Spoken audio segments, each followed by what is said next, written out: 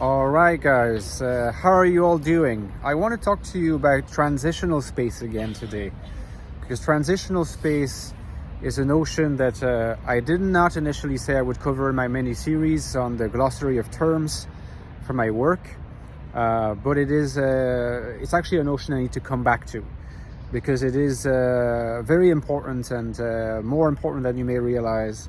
And I want to drive this point home, and again will be giving you examples of what this transitional space might look like. I also refer you to videos that I released on transitional space, and a video called INFJs are transitional beings, which is actually a well-watched video, which I'm pleased with, but if you haven't seen it, you should definitely check it out.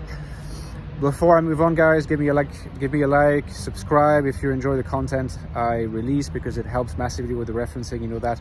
And you know also that what helps massively with keeping me afloat, keeping me going, I could not do this work without you, is the Patreon, my Patreon page. You can support. The first link below is to my Patreon page. It's only a few dollars a month or a year. It's really not that much money at all. And especially considering the value you get out of it, huge or quite a large library of deep dive videos, our Discord server that you have access to with lots of cool people, including myself.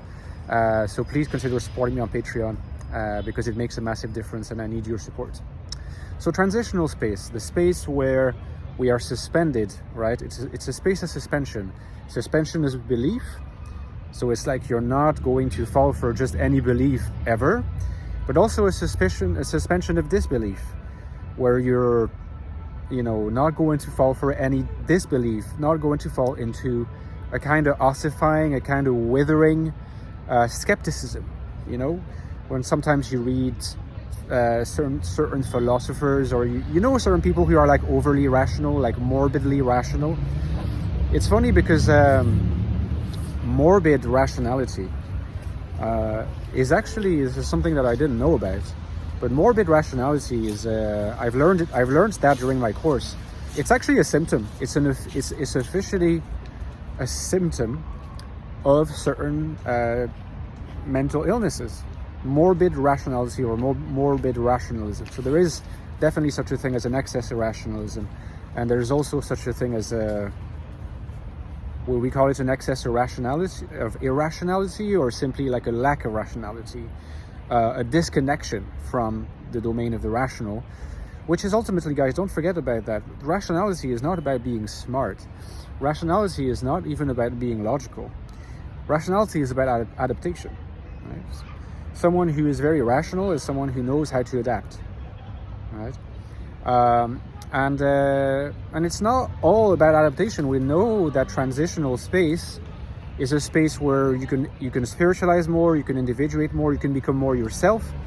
Spiritualization, individuation is a fullness of the self, a fullness of one's life. Often we sacrifice that part for the sake of mere adaptation. It's what Winnicott calls having a false self in many ways. So we need to access transitional space just so we don't end up having merely a false self. We are in a realm of play. We are at the border between play and truth. It's really the limit point between play and truth. A lot of people who are religious are in transitional space. So that when people go to them and say, but you don't literally believe in like creationism and stuff, it's like asking someone questions from the point of view of merely the suspension of disbelief, right? Or merely the suspension of belief, I should say. But often that's not the point. It's a narrative, it's a story. It's the main goal is not like access to the cold, hard, angular truth. It's about resonance with particular narratives that nourish your life. And these narratives that nourish your life are not true in this sense. You might call them true in the sense of life enhancement, in a kind of Nietzschean way. And that's transitional space. It's the space of cipher vibration or cipher reverberation, which are terms that you should be familiar with by now. And I want to say also something, right? These two books that you might be familiar with, you can mostly read them from the point of view of a normal space, rational space, right? Particularly the ecstatic soul. You should read this book, by the way, my first book on the INFJ, on the internal life of the INFJ. It's a book that you can be in the space of the suspension of, belief mostly, and enjoy it. Its sequel, The Infinite Soul, looking more at the INFJ and external reality. Also really recommend you read it for a full understanding of this beautiful type.